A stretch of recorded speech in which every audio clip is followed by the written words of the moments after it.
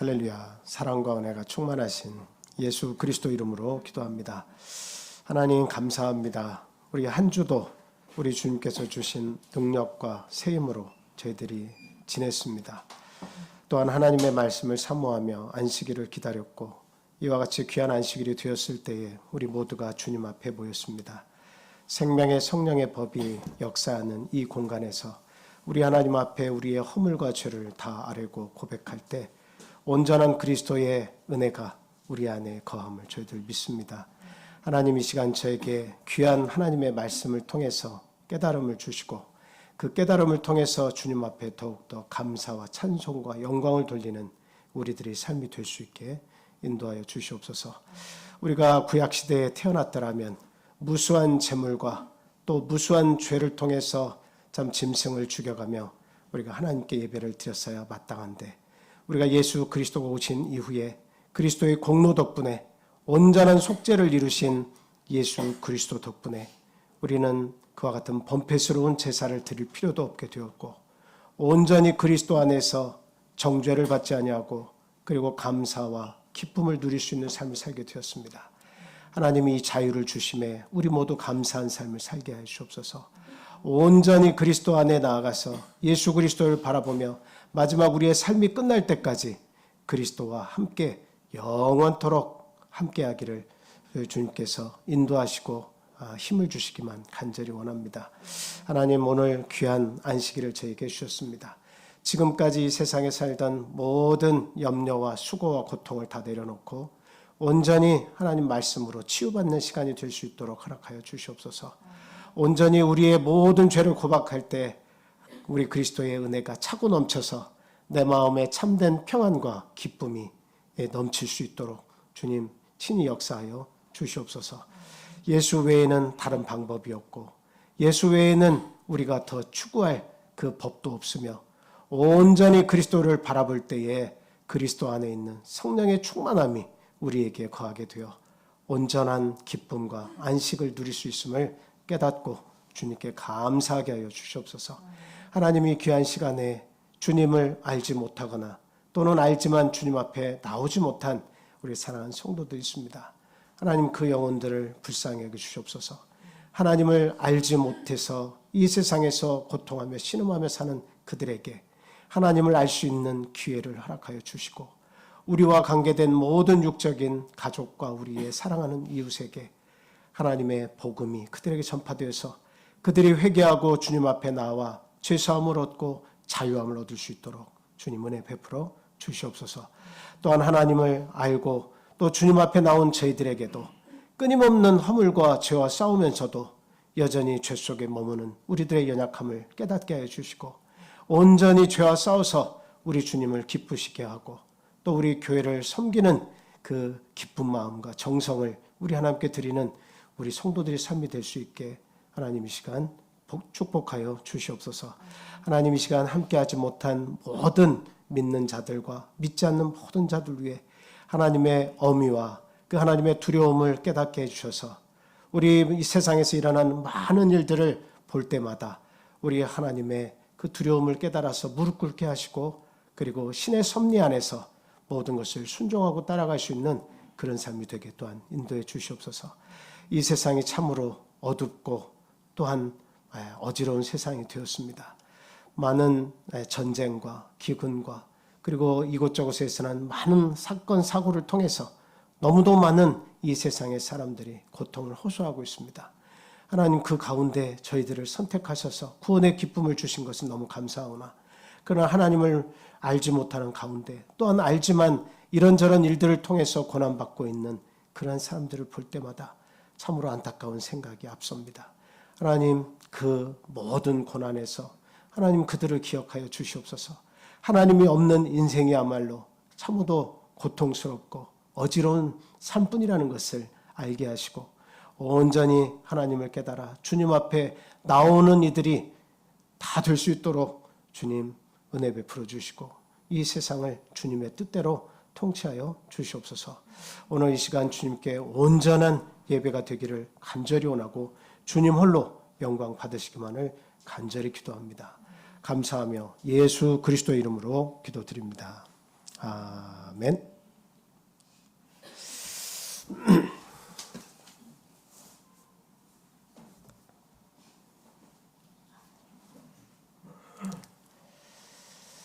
예수 그리스도 이름으로 하나님 말씀 전하겠습니다. 오늘은 불완전한 제사라는 제목을 가지고 히브리서 9장에 있는 말씀을 통해서 은혜를 나누도록 하겠습니다. 먼저 히브리서 9장 1절에서 22절까지 있는 말씀 현집사님께서 읽어주시기 바랍니다.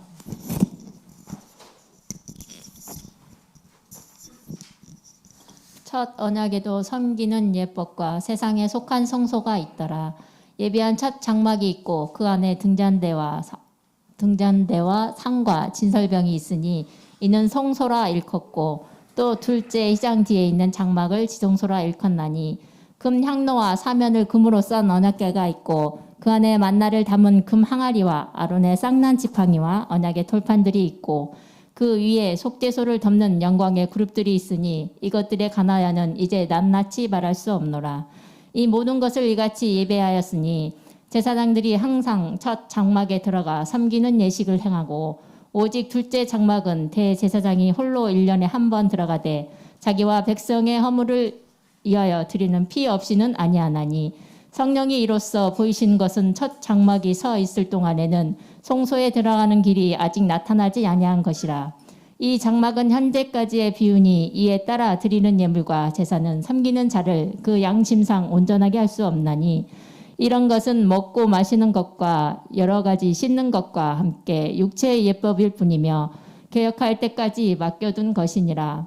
그리스도께서는 장래 좋은 일에 대제사장으로 오사 손으로 짓지 아니한 것 곧 이 창조에 속하지 아니한 더 크고 온전한 장막으로 말미암아 염소와 송아지의 피로 하지 아니하고 오직 자기의 피로 영원한 속죄를 이루사 단번에 성소에 들어가셨느니라. 염소와 황소의 피와 및 암송아지의 죄를 부정한 자에게 뿌려 그 육체를 정결하게 하여 거룩하게 하거든 하물며 영원하신 성령으로 말미암아 흠 없는 자기를 하나님께 드린 그리스도의 피가 어찌 너희 양심을 죽은 행실에서 깨끗하게 하고 살아계신 하나님을 섬기게 하지 못하겠느냐. 이로 말미암아 그는 새 언약의 중보자시니 이는 첫 언약 때에 범한 죄에서 속량하려고 주구사 부르심을 입은 자로 하여금 영원한 기업의 약속을 얻게 하려 하심이라.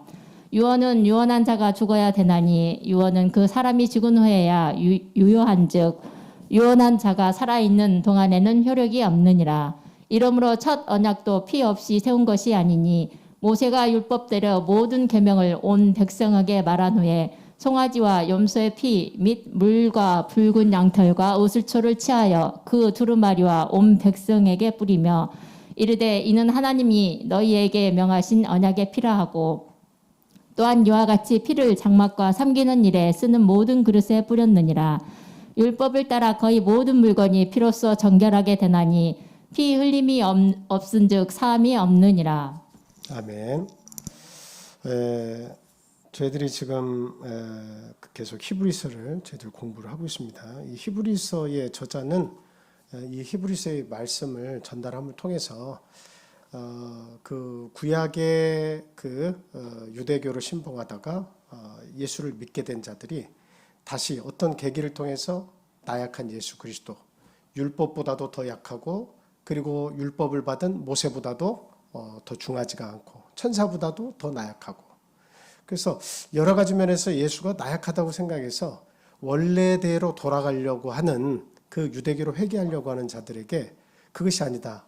예수라고 하는 분은 너희들이 섬겼던 율법과 그리고 지도자였던 모세보다 더 우월하고 천사보다도 더 우월하고 첫 번째 언약을 너에게 주었지만 그 첫 언약보다도 더 완벽한 새 언약이 되신 분이시다. 그리고 땅에 있는 성소가 있지만 예수 그리스도는 하늘에 있는 성소, 참 장막의 주인공이시다. 그리고 이 땅에 대제사장이 있었지만 너희들이 섬겼던 그 대제사장은 얼마나 흠이 많고 부족하냐. 그래서 죽으면 또 다른 대제사장이 그 자리를 대신해야 되고 하지만 그러나 영원한 이 대제사장이 되신 예수 그리스도께서 지금도 너희를 위해서 하늘 성소에서 대제사장으로 너희를 돕고 계시지 않느냐. 그 대제사장 되신 예수 그리스도를 왜 믿다가 원래 그림자와 같았던 그리고 불완전한 그와 같은 곳으로 왜 돌아가려고 하냐. 그리고 그때에 있었던 많은 그 예물과 재물들은 다 어땠습니까? 일시적이고 임시적이었던 것이 아니냐. 참된 것이 아니라 다 그림자에 해당하는 것이었다. 실체가 아니었다. 실체가 바로 예수 그리스도다. 예. 지금까지 예수 그리스도를 바라보게 하려고 어때요? 그 구약시대에는 끊임없이 예수 그리스도를 바라고 대망하기 위해서 그 예수를 기다리게 하기 위해서 이런 예물을 끊임없이 제물을 또한 바쳤지만 실체가 오셨는데 왜 너희들은 그 그림자로 실체가 아닌 것으로 다시 돌아가려고 하느냐. 예수 안에 있는 것이 진정한 복이고 참된 평안이다. 이것을 이렇게 이야기를 하고 있다. 그래서 오늘날 저희들이 이 히브리서를 읽을 때마다 예수 그리스도는 도대체 어떤 분이신가? 그리고 구약의 그 백성들에게 주어진 그 율법과 그 다음에 땅에 속한 장막들이 도대체 어떤 것이었냐 하는 것들을 예수 그리스도와 비교해서 우리가 잘 이렇게 알아야 되겠다라고 하는 거죠. 그래서 오늘날에도 마찬가지지만 세상으로 돌아갈 수 없다. 온전한 그리스도를 바라보는 것이 우리에게 있어서 참된 보배로운 것이다라고 하는 것을 우리가 분명히 알아야겠다라고 하는 겁니다. 자, 그래서 8장에서는 새 언약이 더 크고 좋은 것이기 때문에 그 이전 언약, 첫 번째 언약은 어떻게 한 거예요? 무익하게 되었다라고 하는 거죠. 그래서 첫 언약과 새 언약의 관계를 모형과 원형 그리고 그림자와 실체의 관계로 이렇게 설명하는 것을 저희들이 말씀을 통해서 이해했습니다. 그리고 첫 언약의 제사는 인간의 죄를 영원히 씻지 못한다 이렇게 얘기했죠. 그러나 예수 그리스도께서 친히 당신의 몸을 들여서 그 제사를 이루셨을 때 그때는 영원한 속죄, 영원한 구원을 이루어 주신다. 우리는 그 예수를 믿어야 한다. 이렇게 말씀을 드렸습니다. 오늘 본장에서는 9장에서는요. 나이가 없어진 첫 언약의 제사 제도와 예수로 말미암은 새 언약의 제사 그리고 예수 그리스도의 그 직분을 대조시켜 가지고 우리에게 새 언약이 주는 참된 가치는 무엇이냐 하는 것을 같이 알아보도록 하겠습니다. 먼저 첫 번째 말씀을 드리는 것은 첫 언약과 새 언약에 관해서 먼저 말씀을 드리겠습니다. 1절에서 10절에 있는 내용을 이렇게 보면 첫 언약 이런 것이 나오고 그 다음 줄에 세상에 속한 성소 이것이 나와 있죠. 그래서 첫 언약은 뭐예요? 첫 언약은 하나님께서 나의 하나님이 되시고 너희는 내 백성이 되겠다. 그래서 하나님께서 모든 예법을 주신 거예요. 그리고 그 중에 가장 중요한 것이 뭐냐면 세상에 속한 성소를 주신 겁니다. 이게 첫 언약의 내용이에요. 언약이라고 하는 것은 첫 번째 언약이나 두 번째 언약이나 언약은 내용은 똑같아요. 그 내용은 뭐냐면 이러이러하면 하나님은 너의 하나님이 되고 너희들은 나의 백성이 되고 하나님이 그 복을 주신 거예요. 그런데 첫 언약은 어디에서 주신 겁니까? 애굽에서 탈출한 백성들에게 시내산 앞에서 하나님께서 주신 약속이에요. 그래서 이와 같은 법도를 모세를 통해서 너희에게 다 이렇게 주는 것인데 이대로 너희가 순종하고 잘 따르면 어떻게 하겠다는 거예요? 너희는 내 백성이 되고 나는 너희 하나님이 되겠다. 어디를 가든지 내가 너희와 함께해서 복된 민족, 제사장 민족을 만들어주겠다 하는 것이 이게 첫 언약이에요. 그러면 두 번째 새 언약은 어떤 언약입니까? 두 번째 언약은 다른 게 아니라 예수 그리스도께서 십자가에서 이루어 주신 은혜의 언약을 두 번째 언약이라고 합니다. 그건 뭐예요? 예수 그리스도를 온전히 믿고 그리고 그 가운데에 구속함을 입은 모든 사람은 우리 예수님께서 어떻게 하는 거예요? 예수 그리스도 안에 머물러 있으면 나는 너의 하나님이 되고 너희는 나의 백성이 되고 너희가 어디를 가든지 내가 너와 함께해서 복된 민족을 만들어주겠다. 이것이 이 새 언약입니다. 그래서 그 구약에 주셨던 첫 언약은 주로 어디에 속한 것을 이야기해요? 땅에 속해 있는 육체의 법을 준 거예요. 그래서 완전 효력이 없다 이렇게 말할 수는 없습니다. 임시적인 효력은 있어요. 그런데 온전하지 못하다. 임시적인 효력은 있지만 온전하지 못하다. 그리고 공의, 첫 언약이나 새 언약이나 피가 공통적으로 피가 있어야 다 구원이 있다라고 하는 거죠. 피를 통해서 구원이 있다, 은혜가 있다라고 하는 거예요. 그래서 이 땅에 속했다라고 하는 것은 오늘날 뭐 세속적이다 그런 의미가 아니라 땅에 속한다 하는 것은 예수 그리스도께서 오늘날 하늘에 계시죠. 하늘 성소 참 장막에 계십니다. 그 하늘나라에서 대제사장으로 오늘도 우리를 위해서 친히 간구해 주시고 역사하고 계신다라고 하는 것과 대조적으로 땅에서 인간의 그 육체적인 죄를 어떻게 하면 속할 수 있는가 눈에 보이도록 그림자처럼 보여주신 것, 그것이 땅에 속한 것이다. 그래서 땅에 속한 것의 핵심은 이 일시적이고 또 임시적이다라고 하는 것입니다. 그래서 세상에 속한 성소가 있다라고 이야기를 하고 있습니다. 세상에 속한 성소는 여러분들이 다 알고 계시지만 그 장막에 해당하는 거죠.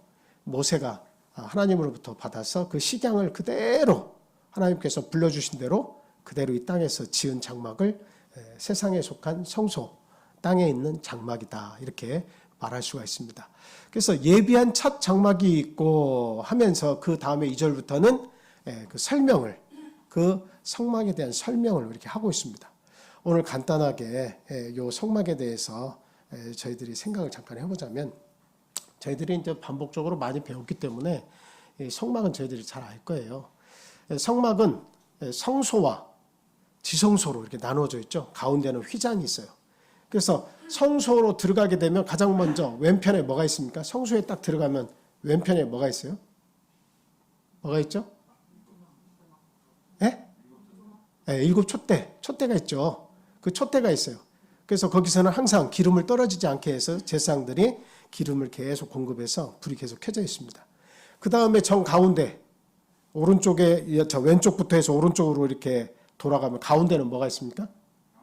예, 그 향단이 있죠. 그래서 향을 계속 피우게 되어 있습니다. 그 다음에 이제 더 오른쪽으로 가서 여기에는 뭐가 있어요? 예, 떡상이 있죠. 그 떡상에는 6개에서 떡을 6개씩 쌓아가지고 안식일, 매 안식일마다 새로운 따뜻한 떡을 거기다 올려놓고 이것을 물려서 제사장들이 그 떡을 먹게 됩니다. 요것이 뭐예요? 성소예요, 성소. 그래서 성소는 누구들이 들어와서 그 일을 합니까? 제사장들이 들어와서 그 일을 합니다. 근데 여기 가운데 휘장이 있어서 성소와 지성소가 있는데, 지성소로 나아가려면 휘장을 해치고 그 속에 들어가야 되죠. 근데 휘장을 해치고 들어가면 그 안에, 지성소 안에는 뭐가 있죠? 언약궤가 있습니다. 법궤 또는 언약궤 이렇게 얘기하죠. 우리가 언약궤라고 하는 말은 왜 언약궤라고 얘기한 거예요? 하나님의 언약, 하나님의 약속인 십계명이 거기에 이렇게 들어있기 때문에 언약궤 또는 하나님의 법이 들어있다고 해서 법궤 이렇게 이야기를 합니다. 그래서 그 법궤가 있는데 그 법궤 안에는 원래는 뭐가 들어가 있어야 돼요? 여러분이 알고 있는 뭐가 들어있어야 돼요? 아론의 쌍난 지팡이도 있어야 되고, 만나 항아리도 있어야 되고, 십계명에 2 돌판도 들어있어야 되고. 그래서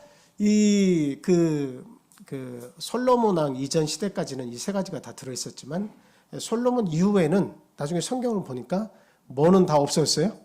아론의 쌍난 지팡이와 만나 항아리는 없어져 버렸어요. 그리고 거기에 법궤만 남아있다 이렇게 이야기를 하고 있죠. 아마 갈대아인들이 이렇게 쳐들어왔을 때에 예루살렘에 있는 많은 보물들을 가져갈 때 같이 가져갔던 모양입니다. 그래서 남아있는 것은 이렇게 계명의 2 돌판만 이렇게 남아있었어요. 그리고 거기를 이제 딱 이렇게 뚜껑처럼 덮고 있는 것인데 이걸 뭐라고 합니까?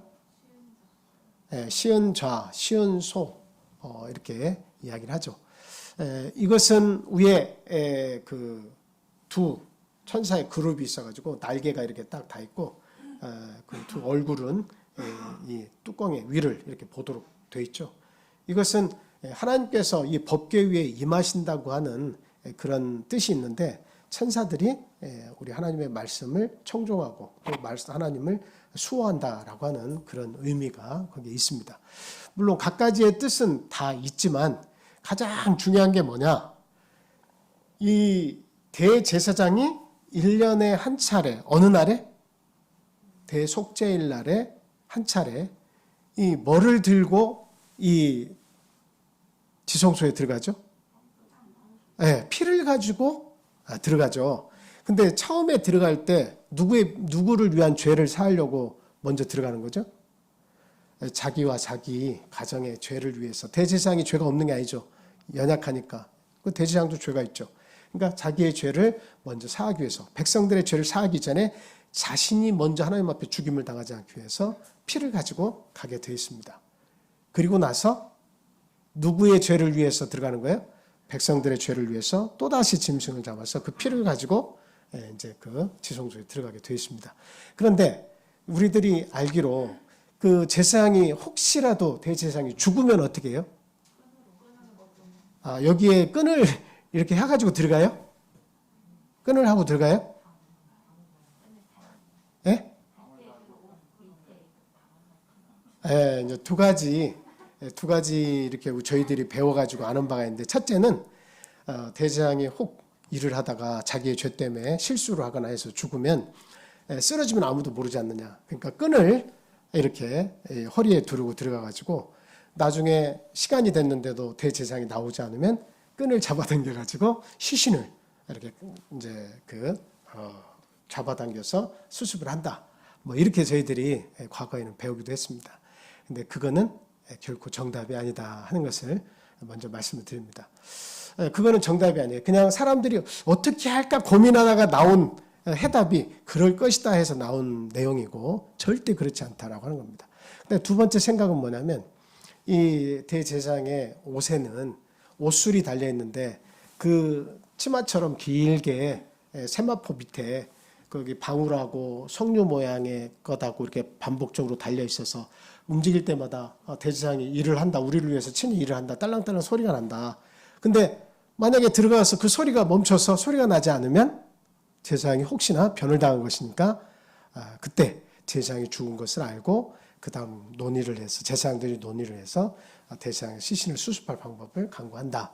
뭐 이렇게 또 저희들이 알고 있습니다만 또 그것도 아니에요. 성경에는 어느 것 하나 대제사장이 죽었을 때 어떻게 하는 법은 나와 있잖아요. 근데 우리가 이제 정확히 생각해서 이제 어떤 우리의 상상이 아니라 정말 어떤 방법이 있다면 어떨 것이다라고 하는 것을 우리가 생각해 본다면 대제사장 역시 죽으면 차기 대제사장이 있어요, 없어요? 차기 대제사장을 뽑으면 되는 거예요. 그러면 차기 대제사장이 자기를 위해서 피를 가지고 들어가 가지고 거기 안에 죽은 대제사장이 있으면 수습을 하면 되는 겁니다. 그런 절차가 말을 하지 않아도 그렇게 진행이 돼야 마땅한 거예요. 근데 이제 뭐 방울을 울려서 소리가 안 나면 죽은 것을 알고 수습을 어떻게 한다 이런 개념은 뭐 일리가 전혀 없는 것은 아니겠지만 그것은 성경적이지 않다.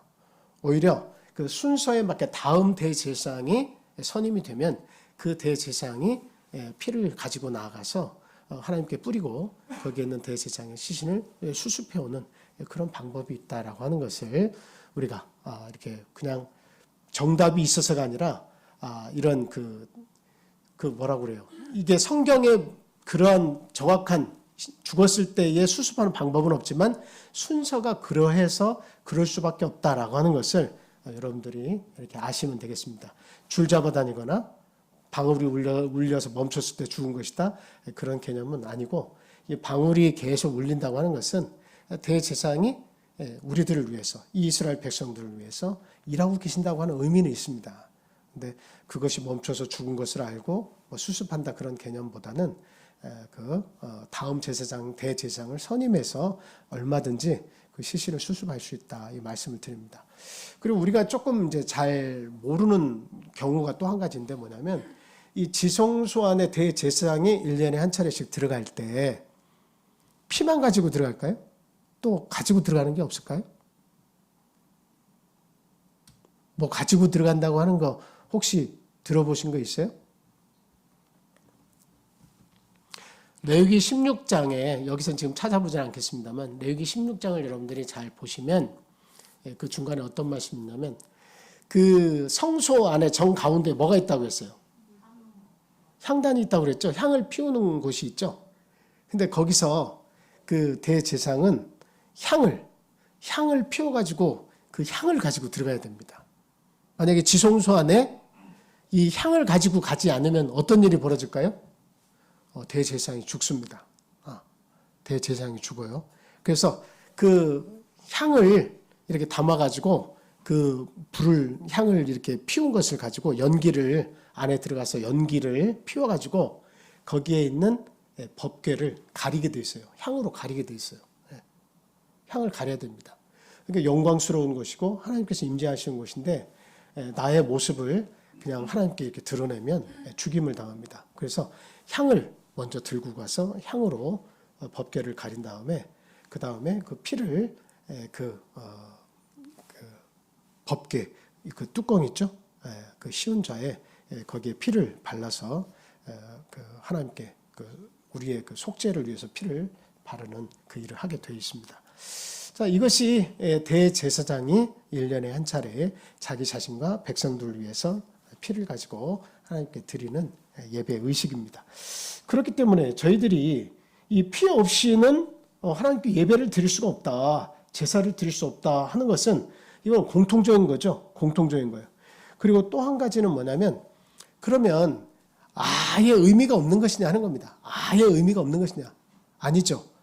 모세가 하나님께로부터 받았기 때문에 의미가 없는 게 아니에요. 의미가 없는 거라면 줄 필요가 없는 거잖아요. 근데 분명히 의미는 있습니다. 근데 그 의미가 뭘까요? 한번 생각해 보세요.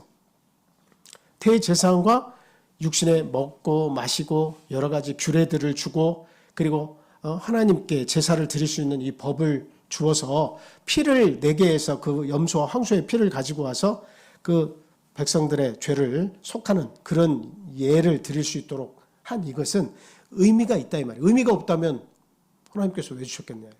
무슨 의미가 있는 겁니까? 그게 무슨 의미가 있죠? 그것은 백성들의 그 죄가 생각나게 하는 거죠. 그래서 하나님 앞에 그 죄를 가지고 나아가서 이 죄가 얼마나 악하고 큰 것이냐. 나를 위해서 이 무고한 한 생명이 그 피를 내고 죽어야 한다고 하는 것을 자기가 죽이고 바라봄을 통해서 내 죄악이 얼마나 크고 악한가 하는 것을 깨닫고 하나님의 긍휼하심을 바라보게 하는 큰 의미가 있습니다. 그렇죠? 그래서 이것은 어때요? 한 번 드리고 끝납니까? 아니면 살아있는 동안 죽을 때까지 계속 반복적으로 드려야 됩니까? 살아있는 동안 반복적으로 계속 드려야 돼요. 그러니까 이것은 온전하다고 말할 수 있습니까? 완전하다고 말할 수 있어요, 없어요? 완전하지 못해요. 우리의 양심을 어떻게 해요? 양심을 자유롭게 할 수 있는 그 완벽함이 없다 이 말이에요. 제사를 드리고 나면 집에 가다가 또 화가 나가지고 그냥 막 어떤 사람을 만나가지고 두드려 패는 일이 또 있어요. 아이고 제사를 드리고 내 죄를 다 속죄하고 그 황소를 잡아가지고는 죽여가지고 죄를 전가하고 자유함을 입었는데 가다가 보니까 원수를 만났어. 멱살잡이를 하고 또 때려가지고 상해를 입혔어. 그러면 집에 가자마자 또 뭘 생각해야 돼? 양심이 또 막 문드러지는 거예요. 내가 금방 용서받고 왔는데 또 제사를 또 드려야 된다. 그러니까 이 양심이 날마다 어때요? 자유로울 틈이 없어요. 끊임없이 양심의 자유에서 이게 자유함이 없다 이 말입니다. 자유롭지 못하다. 그래서 항상 무엇을 생각하는 거예요? 더 나은 제사가 있으면 좋겠다. 한 번 드려서 더 이상의 이런 범죄스러운 제사를 드리지 않는 그 무엇인가가 오면 좋겠다라고 하는 것을 머릿속으로 항상 생각하면서 고대하게 만드는 거예요. 그게 뭡니까? 이제 나중에 우리에게 주어진 새 언약, 또 예수 그리스도, 우리들을 모든 죄에서 완전케 하고 우리들의 무뎌진 양심, 또 끊임없이 자유롭지 못한 양심을 온전한 자유를 누리게끔 해주는 그런 새 언약, 완전한 제사가 필요하다 하는 것을 깨닫게 해준다 이 말이죠. 자, 그래서 이 땅에서 속한 하나님께서 성막, 성소를 주셨지만 그 속에서 일어나는 모든 일들은 다 일시적인 것이고 그리고 어떤 거예요? 임시적인 것이다 라고 하는 것을 알아야 됩니다. 뭐가 올 때까지? 참 장막, 하늘 성소, 참된 속죄의 제사, 온전한 제사 그것이 올 때까지는 어때요? 임시 방편적으로 일시적으로 우리에게 주신 것이다 라고 하는 것을 알아야 됩니다. 그러면 더 좋은 것이 오게 되면 지금 과거에 사용했던 첫 약속은 어떻게 되는 거예요? 더 좋은 약속이 오면 자동 폐기가 되는 거예요. 더 좋은 것이 없으면 이전 것은 폐기가 되는 게 당연하다고 말씀드렸죠. 내가 우리 아들한테 내가 어느 때가 되면 내가 자전거 좋은 거 하나 사줘야겠다. 그렇게 약속을 했습니다. 근데 어느 날 앞으로 미래 아빠가 일만 잘 되면 자전거가 아니라 그보다 더 좋은 차를 한 대 사줄게. 이렇게 약속을 또 해줬어요. 그러면 차를 사주겠다는 약속을 했고 앞에서는 자전거 사주겠다는 약속을 했는데 아버지가 능력이 탁월해가지고 이 두 번째 약속을 이렇게 가지고 있어. 첫 번째 자전거는 그거 생각하지 마. 내가 그때는 아직까지 내 계획을 너한테 얘기를 다 안 했지만 그때는 자전거라도 너에게 필요하면 사주려고 했지만 아버지가 사업이 잘 되니까 내가 자동차를 사줄게.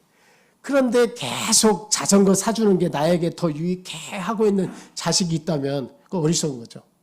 그래서 지금 유대교에서 기독교, 예수를 믿는 교로 개종을 했는데 자전거를 사주겠다고 하고 차를 사주겠다고 하는 두 가지 약속이 있는데 차를 주시겠다고 하는 그 약속을 받아놓고 어떤 약속이 더 좋다고 우기게 되는 거예요? 자전거를 사주겠다고 하는 약속을 더 좋다고 우기는 것이 이게 유대교로 돌아가려고 하는 것과 똑같은 것이다 라고 하는 겁니다. 하나님은 우리에게 자동차 아주 새 거 더 좋은 걸 주시겠다고 하시는데 자전거 사달라고 하는 것과 똑같은 거죠. 자, 이와 같이 더 좋은 약속이 오면 새 언약이 오면 이전 약속은 무효가 되어버리는 거예요. 아무것도 아닌 거예요. 그러나 그때 그 시대에 살았던 사람들에게는 이게 아무 무용론, 아무 필요가 없었던 것은 아닙니다. 임시적이지만 어때요? 임시적이지만 그때 자기의 죄를 생각나게 하고 하나님의 긍휼하심을 바라보고 자기의 죄가 얼마나 큰 것인가를 깨닫게 해서 하나님 앞에 무릎 꿇고 나아가게 하는 그런 예배 드리는 효과가 분명히 있었다라고 하는 겁니다. 그렇지만 끊임없이 반복적으로 그 제사를 반복드려야 된다라고 하는 것이 그게 가장 큰 그 약속의 부족함이에요. 그래서 이 부족한 것을 알고 이 법을 하나님께서 주신 겁니다. 온전한 법을 처음부터 주시면 예수 그리스도가 오실 필요가 있어요, 없어요? 이게 무흠하면, 흠이 없으면 예수님의 새 언약이 오실 필요가 있어요, 없어요? 없어요. 이게 완벽하면 예수님이 왜 옵니까? 그렇죠? 한 번 드려서 제사로 끝내버리면 완전한 제사가 됐는데 예수님이 왜 필요해요? 이 제사를 통해서 온전한 속죄, 우리 머릿속에서 죄가 생각이 안 나도록 살아. 그럼 예수님이 오실 필요가 없는 거죠. 그런데 제사를 드려서 그 죄 한 건에 대한 용서는 받았지만 또다시 죄 속에서 내 모습을 발견하게 되고 내 양심이 호소로하고 아파하고 율법의 요구가 계속 또 죄졌는데 제사 드려야지. 이게 계속 따라다니잖아요. 그러니까 자유함이 없는 거예요. 그러니까 예수 그리스도께서 오셔야만 했다. 그래서 그것을 온전한 제사, 완전한 속죄, 우리의 모든 죄와 고통의 모든 짐을 대신 짊어지실 그 메시아가 오시는 것이 이게 정말 우리 백성에게 필요하다 하는 것을 대망하게 됐다. 크게 열망하게 됐다라고 하는 거죠. 그래서 이 구약시대에 이 일시적인 예배, 하나님께 나아갈 수 있는 법은 불필요했던 것이 아니라 그때 백성에게는 절대적으로 필요한 것이지만 그러나 그들에게서조차도 무엇을 바라보게 한 것이다? 영원한 속죄와 영원한 메시아를 바라보게 하는 그 의미가 있었다라고 하는 겁니다. 그래서 예수님이 이제 오셔서 새 언약을 이렇게 가지고 오셔서 완전한 속죄를 이루시게 되는 거죠. 자, 구약의 속죄 제사는 우리가 불완전하다라고 하는데 왜 불완전하냐? 여러분 우리의 죄를 한번 생각해 보세요. 우리의 죄가 이렇게 살면서 나는 100번 정도 죄를 질 거야. 그 100번의 죄를 그 정도 여유 있게 100번 질 거야 라고 해놓고 그 100번 죄 안에서 우리가 죄 짓고 끝날 수 있습니까? 아니면 1000번 정도, 10,000번 정도 내가 죄를 지고 거기에 대한 10,000번의 속죄제사만 드리면 될 거야. 이렇게 여유롭게 잡았다고 해서 그 10,000번의 속죄제사를 드리면 자유로워질까요? 절대 그렇지 않아요. 그러니까 우리가 짓는 죄 한 건 한 건을 쭉 생각해 보면 그 모든 죄들을 나열해 보면 이것은 죄의 숫자를 이렇게 무한대로 놓고 볼 수밖에 없어요. 살아있는 동안 무조건 우리는 죄 속에서 산다 이렇게 말할 수밖에 없어요. 근데 그 무한히 짓는 죄가 생각날 때마다 이 제사를 드린다고 하는 것은 너무도 번패스러운 것이고 이 제사 자체가 불완전하다라고 하는 것을 이야기해 주는 거다라고 하는 거예요. 우리의 영혼을 완전히 자유롭게 그리고 우리의 양심을 자유롭게 편안하게 해주지 못하잖아요. 제사는 드리면서도 한 건 한 건에 대해서 용서는 받지만 언제 어느 때까지 우리의 양심을 자유롭게 해주지 못하죠. 그래서 불완전한 거예요. 그리고 생각나지 않는 죄에 대해서는 어떻습니까? 속할 방법이 있어요. 내가 제사를 드려야겠다고 생각했지만 바쁜 일 저런 일 당하다가 그냥 쏙 지나가서 나중에 드려야 되겠다라고 했지만 잊어버리는 죄. 그리고 내가 누군가를 미워하고 그리고 그에게 해코지를 했지만 돌아서면서 그 기억을 잊어버리는 경우도 있어요. 그리고 살아버려. 딴 상황이 긴박한 상황이 있어서 내 죄악을 잊어버리고 살아. 그러면 그 건에 대해서는 어떻게 그 문제 해결할 거예요? 그 죄에 대해서. 굉장히 불완전한 제사다. 그리고 또 그 제사를 드릴 때에 그 제물이 염소나 황소나 집비둘기나 산비둘기나 이런 짐승들의 피를 대신해서 드려야 되잖아요. 근데 이 인간이라고 하는 내가 죄를 지면 내가 죽어야 되는 거예요, 사실은. 인간이 죽어야 된다는 거죠. 그러면 가치를 한번 생각해 보세요. 나는 인간인데 내가 그 죄를 지면 내가 죽어야 돼. 하나님은 죄를 지으면 하나님은 살 수가 없어요. 그러니까 내가 어떤 죄를 짓든 그게 크고 작은 걸 떠나서 죄를 지으면 내가 대신 죽어야 되는 거예요. 그러니까 인간 대 인간으로서의 그 내가 죄를 지면 인간이 대신 속죄 제물이 되면 그 문제가 해결이 되는 거예요.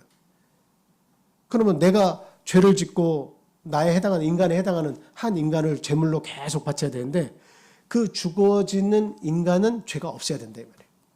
죄가 없는 한 인간이 나의 인간 하나를 대신해서 죄 없는 인간이 있다면 그가 나를 대신해서 죽어주면 내 죄가 사함을 받는 거예요. 그러니까 그 가치면에서도 인간을 대신할 수 있는 속죄의 제물이 와야 되는데 어느 누구도 자기의 죄에 대해서 자유로운 사람이 없죠. 그러니까 이 세상에는 인간의 죄를 대신 짊어질 수 있는 그 가치면에서 대신할 인간이 이 세상에는 아무도 없다. 근데 그것을 동물의 피를 통해서 하나님께서 약속을 해주신 것이 감사하게도 한 건 한 건에 대해서만큼은 용서해 주겠다. 이렇게 약속하신 거예요. 그러니까 그거는 감사하지만 그 가치면에서 끊임없이 반복적으로 내 죄를 대신해서 하나님의 짐승의 피를 받아주신다고 약속을 했지만 감사하게도 다행히도 그러나 그 짐승을 대신해서 언제까지 드려야 될지 모르는 제사를 죽을 때까지 드린다고 하는 것은 절대적으로 우리를 자유롭게 해주지 못한다는 겁니다. 그래서 가치면에서도 사실은 맞지 않지만 하나님께서 그것을 짐승의 피로 대신해 주겠다라고 약속을 해주신 건 감사한 일이에요. 그러나 그렇다 할지라도 끊임없는 제사를 통해서 우리의 허물을 없이 할 수는 없다. 영원토록 제사를 드려야 한다. 죽을 때까지. 그러므로 이 제사는 염소와 황소의 피를 아무리 드린다 할지라도 우리를 완전하게 구원해 주지는 못한다. 그래서 불완전한 제사다라고 말씀드릴 수밖에 없습니다. 자, 그래서 세상에 속한 이런 성소의 모습을 보여주면서 그것은 모두 다 너희들이 예배 드릴 때 일시적이면서 한시적으로 일시적이고 또 임시적으로 이렇게 예배를 드리고 제사를 드릴 수 있도록 허용한 법일 뿐이지 이것이 영원한 속죄를 이루지는 못한다라고 하는 것을 이렇게 얘기를 해주고 있습니다. 그래서 예수님께서 십자가에서 그 대속, 우리의 죄를 대신해서 속죄해 주셨죠. 그 죄를 다 속죄해 주시면서 하신 말씀이 있어요. 저기 요한복음 19장에 보면 뭐라고 말씀하고 있습니까? 예수께서 신 포도주를 받으신 후에 이르시되 다 이루었다 하시고 머리를 숙이니 영혼이 떠나가시니라. 지금 저기 말씀을 다 보니까 십자가에서 마지막 돌아가시기 직전에 어떤 말씀 하셨다는 거예요? 다 이루었다. 다 이루었다라고 지금 말씀하신 거죠.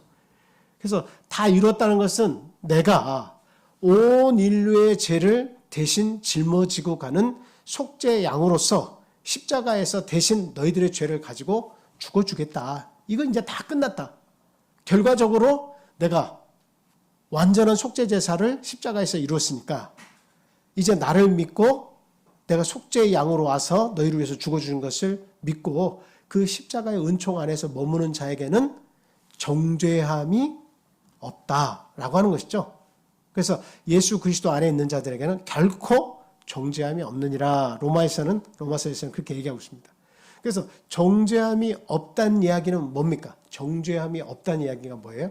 다르게 이야기하면 율법이 끊임없이 죄를 질 때마다 따라다니면서 우리를 괴롭게 하죠. 양심을 고통스럽게 하죠. 너 죄 졌는데 이거 어떻게 할 거야? 구약시대에는 끊임없이 따라다니면서 너 죄 졌으니까 황소 한 마리 잡아야지. 염소 한 마리 잡아야지. 집비둘기 2마리 잡아야지. 계속 쫓아다니면서 죄를 질 때마다 너 어떻게 그거 갚을 거야? 어떻게 갚을 거야? 이게 따라다니니까 양심의 자유가 없었어요. 그런데 예수 그리스도께서 온전한 속죄 제사를 십자가에서 이루신 이후로 다 이뤘다고 돌아가 주시니까 완전한 속죄 제사가 이루어지니까 그 이후로는 뭐가 따라다니지 않는 거예요. 율법이 따라다니면서 너 어떻게 할 거야? 너 어떻게 할 거야? 이것이 없어진 거예요. 이것이 없어진 거예요. 그러니까 오늘날 저와 여러분들은 구약시대 백성들과 우리들을 비교해 볼 때 우리들은 정말 행복한 사람들이죠. 오늘 돌아가면서 나쁜 생각, 나쁜 행동했을 때 너 어떻게 할 거야? 너 그런 죄 졌는데 너 내일 또 가가지고 짐승 하나님께 제물로 바쳐야지. 너 죽이고 목에 피를 흘리면서 그걸 보면서 네 죄를 생각나게 하면 하나님 앞에 용서 구해야 돼? 그것을 반복적으로 계속 율법이 따라다니면서 그렇게 하면서 우리를 정죄해 했단 말이에요. 그런데 율법의 요구를 다 이루어주시고 나니까 그 다음에는 그리스도 안에 머물러 있는 사람에게는 정죄함이 없어요. 죄를 정하는 역사가 따라다니지 않는 거예요. 죄를 정하는 역사가 따라다니지 않는다. 그래서 신약시대 예수를 믿는 우리들은 생명의 성령의 법 안에 있기 때문에 그리스도 안에는 뭐가 있어요? 생명의 성령의 법이 있죠. 우리가 죄를 안 짓는다는 이야기가 아니에요. 육신을 가지고 있으면 죄가 생각나고 죄를 짓기 마련이에요. 근데 예수 그리스도 안에 그분을 믿고 철통같이 믿고 나를 위해서 대신 속죄양이 돼서 죽어주신 것을 분명히 믿고 그 예수 그리스도의 긍휼 안에 계속 머물러 있려고 하는 사람은 내가 내 죄를 예수 그리스도의 고백함과 동시에 어떤 은혜가 계속 그 안에 있는 거예요? 다 이루었다 하는 저 역사가 내 속에서 계속 역사하는 거예요. 다 이루었다. 그 말은 율법이 너를 정죄하지 못한다는 거예요. 율법이 너를 정죄하지 못한다.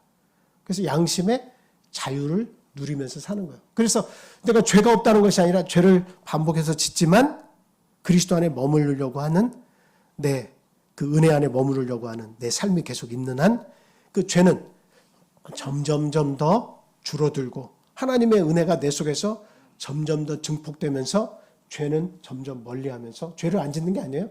죄를 짓지만 점점점 그 죄가 축소되고 죄를 멀리하면서 하나님이 나를 더 거룩한 쪽으로 데려가는 것이다 라고 하는 겁니다. 그래서 우리가 예수 그리스도 안에 있으면 정죄함이 없을 뿐만 아니라 그리스도 안에 끊임없이 머물러 있는 것을 확신하고 있으면 그 우리를 거룩하게 하는 역사가 그리스도 안에서 계속 일어나는 거예요. 그래서 그리스도 안에 머무는 것이 무엇보다도 중요하다 이 말씀을 드린 겁니다. 예수님께서 요한복음 19장 30절에 보면 다 이루었다라고 말씀하셨지만 다 이루었다라고 하시는 저 순간에 떠나가시면서 어떤 일이 이 땅의 성소에서 일어났습니까? 어떤 일이 벌어졌어요? 네, 마태복음 27장 50절 51절 보겠습니다. 예수께서 다시 크게 소리 지르시고 영원히 떠나시니라. 이에 성소 휘장이 위로부터 아래까지 찢어져 둘이 되고 땅이 진동하며 바위가 터지고 이렇게 되어 있습니다. 자, 저기에 보니까 가장 중요한 핵심은 뭐예요? 성소의 휘장이 위로부터 아래까지 찢어져서 둘이 됐다라고 하는 거죠. 자, 이 말씀은 무슨 의미를 담고 있는 것일까요? 성소와 지성소가 하나가 됐다라고 하는 겁니다.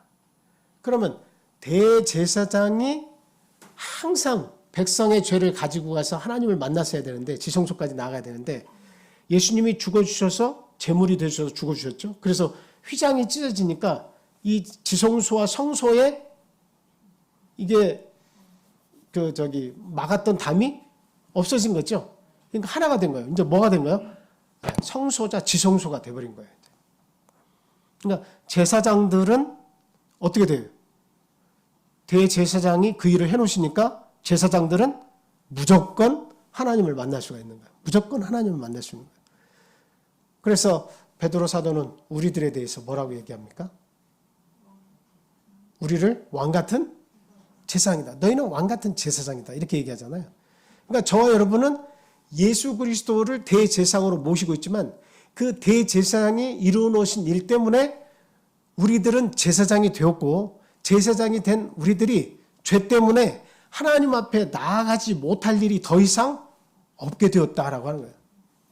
제사장의 신분이 물과 성령으로 거듭나서 너희들은 왕같은 제사장을 하나님께서 만들어 놓으셨다. 너희들은 제사장 신분이야. 하나님의 나라를 위해서 너희들이 봉사하고 협력하고 일을 하는 거야. 그렇게 만들어 놓으셨지만 대제사장이신 예수님께서 자기 몸을 들여서 십자가에서 죽어주심으로 휘장을 찢어놓지 않으셨다면 여전히 우리가 제사장이 됐어도 앞으로 나가서 직접 내가 하나님 앞에 기도하는 길이 열리지 않았을 텐데, 휘장이 찢어지니까 우리를 제사장 만들어 놓으셨지만 우리가 직접 이제 하나님께 간구할 수 있도록, 우리의 죄에 대해서 더 이상 나아가지 못하는 일이 없어지도록 예수님께서 만들어 놓으셨다라고 하는 겁니다. 이것이 아주 가장 큰 핵심이에요. 다 이뤘다에 다 포함되는 거예요. 다 이뤘다라고 하는 것은 너희들도 이제 하나님께 직접 나아가라라고 하는 거예요.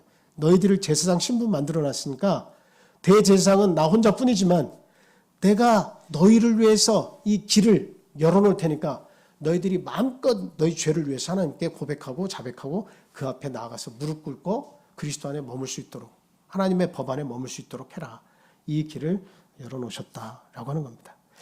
그래서 그것을 우리에게 어떻게 표현하고 있는 겁니까? 어떻게 표현하고 있는 거예요? 히브리서 본문 9장 돌아가서 8절, 9절, 10절까지, 본문 8절, 9절, 10절까지 한번 보겠습니다. 우리 한번 다 같이 보겠습니다. 8절, 9절, 10절. 다 같이 읽겠습니다. 시작. 성령이 이로써 보이신 것은 첫 장막이 서 있을 동안에는 성소에 들어가는 길이 아직 나타나지 아니한 것이라. 이 장막은 현재까지의 비유니 이에 따라 드리는 예물과 제사는 섬기는 자를 그 양심상 온전하게 할 수 없나니 이런 것은 먹고 마시는 것과 여러 가지 씻는 것과 함께 육체의 예법일 뿐이며 개혁할 때까지 맡겨둔 것이니라. 여기서 보니까 개혁할 때까지 맡겨놓은 것이고, 그리고 그 길이 아직까지 예비되지 않았다.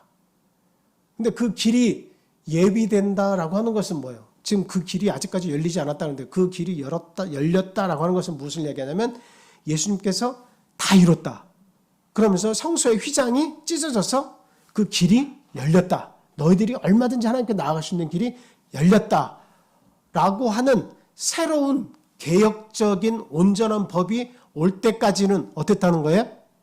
그때까지는 이 장막은 땅에서 이루어지는 장막, 제사, 그리고 너희들이 먹고 마시는 여러 가지 규례, 너희들에게 준 율법, 이런 것들은 그 온전한 길이 열리기 전까지의 그동안에 너희에게 주어진 비유다.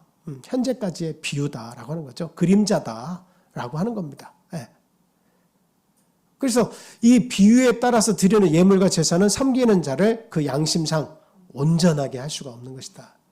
그런데 예수님이 그 길을 열어놓으시고 다 이뤄놓으신 이후부터는 너희들이 직접 하나님을 만나서 너희의 죄에 대해서 고백하고 자백하는 그 일을 하게 되면 그 안에서 생명의 성령의 법이 역사한다라고 하는 거예요. 생명의 성령의 법이 역사한다. 그렇기 때문에 정죄함이 없다라고 하는 겁니다. 정죄함이 없다. 저와 여러분들은 그 정죄함이 없습니다. 네. 우리들이 아무리 부족하고 연약해도 정죄함이 없습니다. 그런데 우리가 신앙생활 하다 보면 어떤 모습을 봐요?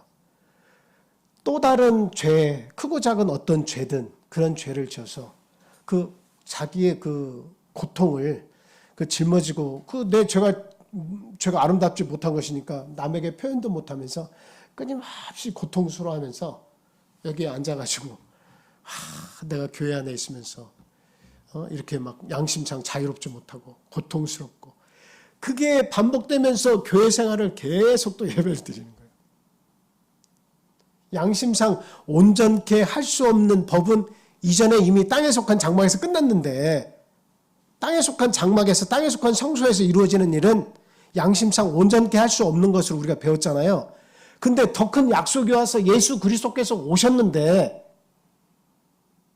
당신이 대신 죄를 짊어지시고 우리를 온전케 해주시는 예수가 더 이상의 속죄제사가 없도록 단번에 끝내버리셨는데 그런데 우리 성도들 가운데는 또 죄 가운데 빠져서 미혹에 빠져서 또 남 모르는 근심 가운데 여기에 와서 앉아있으면서 그냥 아무리 죄를 고백해도 자유롭지 못한 거예요. 고통스러운 거예요. 그 반복된 그 속에서 사는 거예요.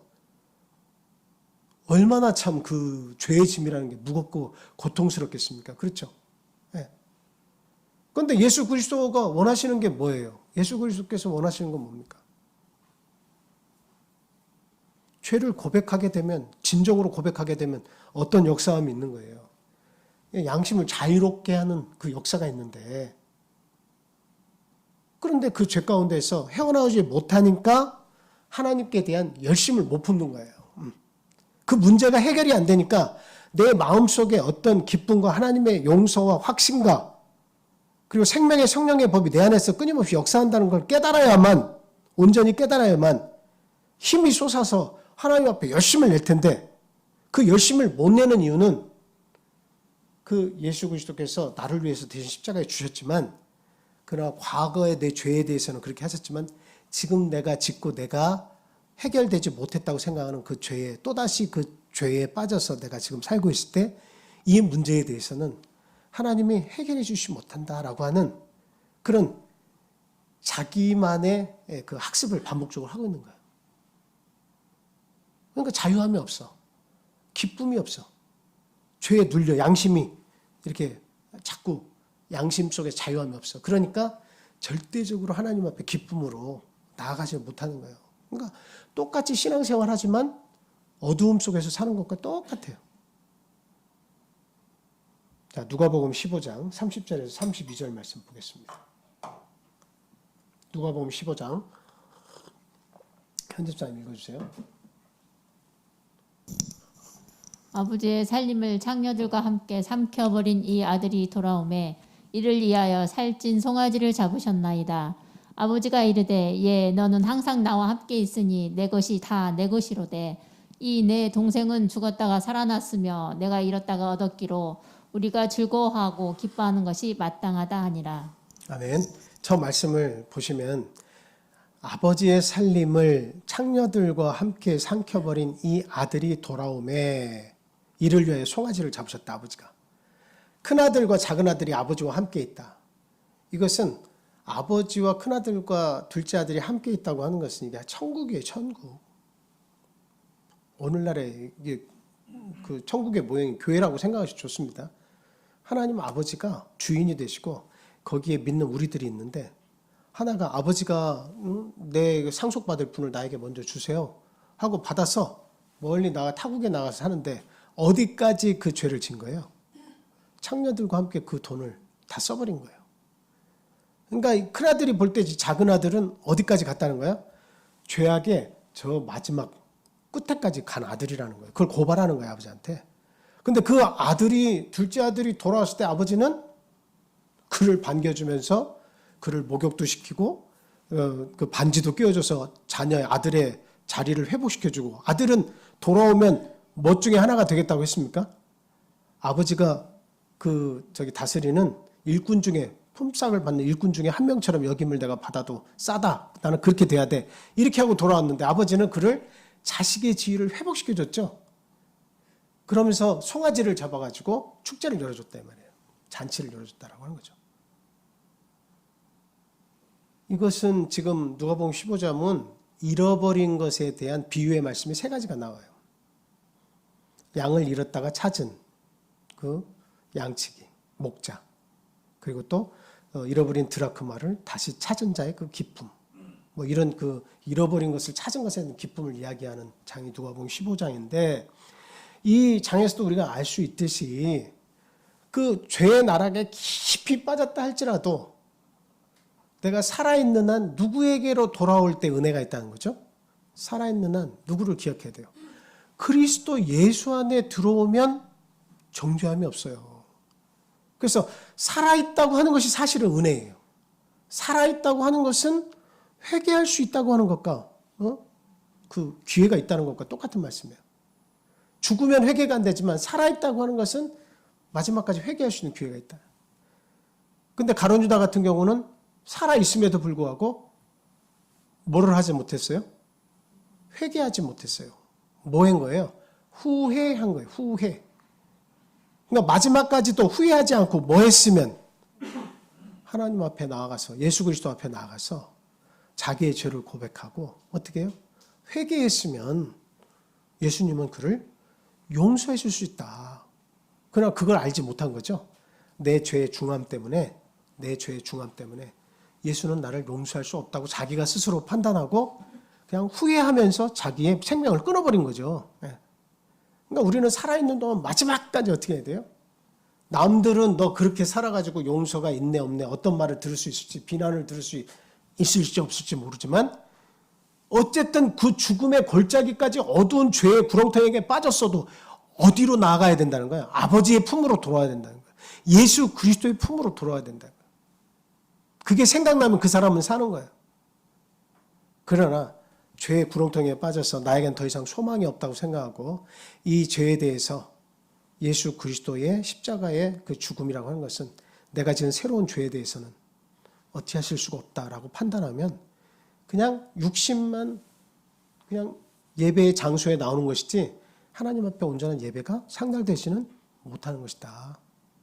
그러니까 정말 이 아버지를 생각하고 나를 품꾼의 하나같이 여겨 주시옵소서 하고 우리 예수 그리스도의 품으로 들어오면 아들의 지위가 회복되는 거예요. 네. 그걸 바라보고 와야 돼요. 내가 마지막에 내 죄를 반복해서 끊임없이 죄 가운데 머물러서 죽는다라고 하는 것은, 이것은 우리가 생각할 때 살인죄, 그 다음에 음행죄 뭐 그런 거 있잖아요. 그러한 죄악만 반복돼서 머물러 있는다고 해서 그 사람이 죽는 게 결코 아닙니다. 우리가 그걸 알아야 돼요. 죄의 심각성을 알아야 돼요. 거짓말하는 거 내가 회개하지 않고 근데 거짓말하는 걸 밥 먹듯이 계속해. 회개하지 않아. 그러면 그 죄 가운데 머물러서 죽는 거예요. 그리고 술 취해서 후욕하고 성도들에게 대해서 함부로 하고 이게 반복적으로 이건 별거 아니야 생각하고 반복적으로 계속해. 그 죄에 머물러 있으면 그도 죽는 거예요. 그래서 계시록이나 이 죄에 대해서 쭉 나열할 때 둘째 사망의 이런 죄들을 다 생각해 보면 우리가 생각할 때 이런 것도 영원한 불못에 떨어지나? 이렇게 하는 죄들이 거기에 기록이 되어 있어요. 그러니까 꼭 우리가 생각하는 음행죄와 살인죄만 그게 죄사함이 없고 아주 엄한 벌이고 엄한 죄를 받고 용서가 없고 이게 아니에요. 어떤 죄든 그 죄 가운데 머물러 있으면 헤어나오지 못하면 죽는 겁니다. 그러나 살아있는 동안에는 기회가 있다. 그리스도 안에 아버지의 품을 기억하고 반드시 돌아와야 한다. 왜? 영원한 속죄를 이루셨기 때문에. 단번에 영원한 속죄를 이루셨기 때문에. 살아있는 동안 죽을 때까지는 항상 누구의 품을 기억하고 어디에 머물러라? 아버지의 품, 하나님의 품, 예수 그리스도 안에 머물도록 해야 한다. 그러면 뭐가 있어요? 그 속에는 생명의 성령의 법이 역사해서 우리를 사망에서 구원해 주는 역사가 있죠. 그리고 그 안에 끊임없이 머물고 있으면 죄와 싸워서 이길 수 있는 뭐가 역사예요? 거룩함의 역사가 또 다시 시작이 되는 거예요. 나를 기쁘게 해주고 나를 살게 할 수 있는 힘을 주시고 십자가의 은혜가 나에게서 더 증폭되면 내가 이렇게 죄 가운데로 돌아가서는 안 되지 하면서 새로운 인생을 자꾸 살게 하는 거죠. 그래서 결국은 성화, 거룩해져 점점 거룩해져 가는 그 단계에 이르게 된다라고 하는 겁니다. 자, 마지막 구절 하나 보고 오늘은 여기서 마치겠습니다. 그래서 우리에게 가장 감사한 일은 무엇이냐라고 하는 겁니다. 예. 가장 감사한 일이 무엇이냐라고 하는 거죠. 히브리서 8장 8절에서 13절 말씀. 자, 다 같이 읽겠습니다. 시작. 그들의 잘못을 지적하여 말씀하시되 주께서 이르시되 볼지어다 날이 이르리니 내가 이스라엘 집과 유다 집과 더불어 새 언약을 맺으리라. 또 주께서 이르시기를 이 언약은 내가 그들의 열조의 손을 잡고 애굽 땅에서 인도하여 내던 날에 그들과 맺은 언약과 같지 아니하도다. 그들은 내 언약 안에 머물러 있지 아니하므로 내가 그들을 돌보지 아니하였노라. 또 주께서 이르시되 그날 후에 내가 이스라엘 집과 맺을 언약은 이것이니 내 법을 그들의 생각에 두고 그들의 마음에 이것을 기록하리라.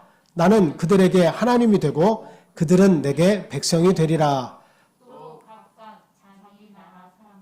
각각 자기 형제를 가르쳐 이르기를 주를 알라. 하지 아니할 것은 그들이 작은 자로부터 큰 자까지 다 나를 알미라. 내가 그들의 불의를 긍휼히 여기고 그들의 죄를 다시 기억하지 아니하리라 하셨느니라. 새 언약이라 말씀하셨음에 첫 것은 낡아지게 하신 것이니 낡아지고 쇠하는 것은 없어져 가는 것이니라. 네. 여기에 있는 이 말씀과 같이 그 죄를 기억하지 못하도록 완전하게 새 언약을 주셔가지고 백성과 하나님의 자녀가 되게 하는 법을 우리에게 새로운 이스라엘 백성에게 그걸 주겠다. 이전에 준 것은 다 낡은 것이고 온전하게 죄를 없이 하는 완전한 그 약속이 아니었다라고 하는 거죠. 그걸 그 실체를 바라보게 하는 임시적인 법이었다면 예수 그리스도는 실체의 법이고 이 예수 그리스도 안에 이 법 안에 머무른 자는 영원토록 죄에 대해서 자유함이 있다. 그래서 예수를 떠나지 마라. 어떤 경로를 통해서 예수를 떠나지 마라. 그리스도는 새 약속이고 영원하고 완전한 법이시다라고 하는 것을 이렇게 얘기를 하고 있습니다. 자, 이제 나머지 이야기는 다음 시간에 제가 말씀을 드리겠습니다. 그래서 예수님의 직분과 사역에 대한 히브리서 9장에 있는 말씀은 다음 시간에 이어서 말씀드릴게요. 자, 그래서 새 언약이 첫 언약보다 훨씬 위대하다는 이야기, 그리고 참 더 나은 약속 예수께서 오심으로 해서 이전 약속은 폐해졌으니까 육체의 약속, 일시적인 약속으로 구약 시대의 약속으로 그 모세의 율법과 제사법으로 돌아가려고 대제사장을 섬기던 일로 돌아가려서는 절대로 안 된다 하는 것을 히브리서 기자가 이야기하고 있습니다. 오늘날도 저와 여러분들은 이 예수 그리스도 안에 온전한 자유가 있다는 것을 알고 있습니다. 어떠한 허물과 죄가 있더라도 완전한 속죄를 이루신 예수 그리스도, 그분을 떠나서는 안 됩니다. 내가 호흡하고 살아있는 한 우리 예수 그리스도께 끊임없이 머물러 있음을 통해서 죄에 대해서 자유함을 누리시고 또 거룩해지는 역사를 맛볼 수 있도록 우리가 힘을 써야겠습니다. 우리 함께 기도하겠습니다. 제가 오늘 대신 기도하겠습니다. 할렐루야. 사랑과 은혜가 충만하신 예수님의 이름으로 기도합니다. 하나님 감사합니다. 귀한 안식일을 허락해 주셔서 하나님의 꿀송이보다도 더 달고 저희들의 양심을 자유케 하고 온전한 복을 누릴 수 있는 귀한 말씀을 허락해 주셔서 진심으로 감사합니다. 우리의 허물과 죄 때문에 저희들은 끊임없이 괴로워하며 그리고 이 죄를 예수 그리스도의 그 속죄의 피가 다 속하지 못한다고 생각할 때가 많이 있습니다. 그래서 원래의 모습대로 돌아가려고 하고, 그리고 내 구원받은 삶을 포기하려고도 하고, 쉽게 좌절하고, 하나님 앞에 나오는 것이 너무 부끄러워 나오지 않으려고 하는 그러한 삶의 모습들이 나타날 때가 너무도 많습니다. 하나님, 그러나 우리 예수 그리스도가 십자가에서 우리를 위해서 대신 죽어주신 그 희생 양의 제사는 온전한 제사이며 완전하다고 하는 것을 저희들 배웠습니다. 우리를 깨끗게 하는 더 이상의 어떠한 제사도 없다는 것을 저희들 오늘 말씀을 통해서 배웠습니다. 하나님, 우리가 앞으로 바라볼 것은 온전히 예수 그리스도 외에는 없다고 하는 것을 저희들 알았사오니 예수 그리스도 안에 머물 수 있는 이 행복을 놓치지 않게 하여 주옵소서. 온전히 예수 그리스도의 십자가를 붙들고 생명의 성령의 법 안에 머물러 있으며 정죄함을 받지 않는 은혜를 끝까지 누리도록 주님 도와주시옵소서. 우리들의 모든 허물을, 우리들의 모든 죄악을 지금도 하늘 성소에서 우리를 위해서 대제사장으로 역사하고 계신 우리 그리스도의 은혜를 바라보고 믿게 하여 주시옵소서. 내 마음이 무너지지 않게 해주시고 좌절하지 않게 해주시고, 혹 좌절했다 할지라도 다시 일어서서 우리 주님을 바라볼 수 있도록 주님 도와주옵소서. 우리 생명에 호흡이 붙어있는 한 우리 그리스도에게로 항상 바라보고 돌아올 수 있는 그 믿음을 우리에게 주셔서 은혜 가운데 머물 수 있도록 도와주시옵소서. 하나님, 우리 형제 자매들 안에서 죄 가운데 고민하고 또 육신의 연약함을 통해서 또 병을 통해서 아파하는 그런 분들이 있습니까? 하나님, 그 영혼들을 불쌍히 여겨주시고 예수 그리스도를 다시 바라보게 해주옵소서. 온전한 속죄를 이루신 예수 그리스도 외에는 어떠한 처방도 없다고 하는 것을 깨닫게 해주시고 예수 그리스도를 믿음으로 활기찬 믿음, 다시 살아나는 그 믿음을 소유할 수 있도록 주님, 연약한 우리 백성들에게 함께 해주시기를 간절히 소망합니다. 또한 멀리 있고 떨어져 있는 우리 사랑하는 백성들과 우리 육신의 가족들, 하나님을 아직 깨닫거나 알지 못하는 그런 구도자들이 있습니다. 하나님, 그 영혼들을 불쌍히 여겨 주옵소서. 어디에 있든지 하나님의 말씀이 생각나게 하시고 하나님을 바라볼 수 있는 그 깨달음과 믿음을 어느 때가 되었든지 깨닫게 하여 주시기를 또한 간절히 소망합니다. 하나님, 이 우크라이나 전쟁을 통해서 참 백성들이 고난을 받고 있고 참 러시아의 백성들이 여러 가지 또 고난을 입고 있습니다. 하나님, 평화롭게 그 문제가 빨리 해결되어서 참 우크라이나나 러시아나 또 전쟁이 일어나고 있는 각종 여러 나라에서 참된 자유를 알게 해주시고 모든 것이 우리 하나님께서 이 세계 역사를 이루어 가시고 통치하신다는 사실을 깨닫고 하늘을 두려워하고 하나님을 두려워할 수 있는 그러한 믿음을 그들에게도 허락해 주시기를 간절히 소망합니다. 여러 가지 사건과 사고 속에서 질서가 무너져가고 우리의 도덕 규범들이 무너져가는 이 삶 속에서 우리 믿는 자들이 정말 하나님의 말씀을 붙잡고 촛불과 같은 역할을 하고 소금과 같은 역할을 할 수 있도록 주님 도와주시고 우리들의 믿음을 통해서 하나님을 알지 못하는 자들이 하나님을 알게, 주님을 바라보게, 하나님께 돌아오게 하는 역사가 일어날 수 있도록 저희들을 하나님의 도구로 또한 사용해 주시기를 간절히 소망합니다. 코로나를 통해서 여러 가지 연약해지고 여러 가지 어려워진 우리 삶들을 하나님 회복해 주시옵소서. 온전히 하나님을 섬김을 통해서 코로나도 물러나고 여러 가지 어려움도 물러날 수 있다고 하는 사실을 온전히 믿고 담대한 믿음 가운데서 살 수 있도록 주님 도와주시옵소서. 항상 우리 주님 안에 머물며 생명의 성령의 법을 붙잡고 사는 우리 참빛교회 성도들 다 되게 주님 한 명 한 명 함께 역사해 주시기를 간절히 원하고 이 귀한 안식일을 우리 모든 성도와 하나님 알기 원하는 구도자들 참 복받는 날로 여기고 하나님과 함께 할 수 있도록 하나님 인도해 주시옵소서. 예수 그리스도의 이름으로 감사하며 기도합니다. 아멘. 다 같이 주기도문 하겠습니다. 하늘에 계신 우리 아버지여, 이름이 거룩히 여김을 받으시오며 나라의 임하옵시오며 뜻이 하늘에서 이룬 것 같이 땅에서도 이루어지이다. 오늘날 우리에게 일용할 양식을 주옵시고 우리가 우리에게 죄 지은 자를 준 것 같이 우리의 죄를 사하여 주옵시고 우리를 시험에 들게 하지 마옵시고 다만 악에서 구하옵소서. 나라와 권세와 영광이 아버지께 영원히 싸움나이다. 아멘.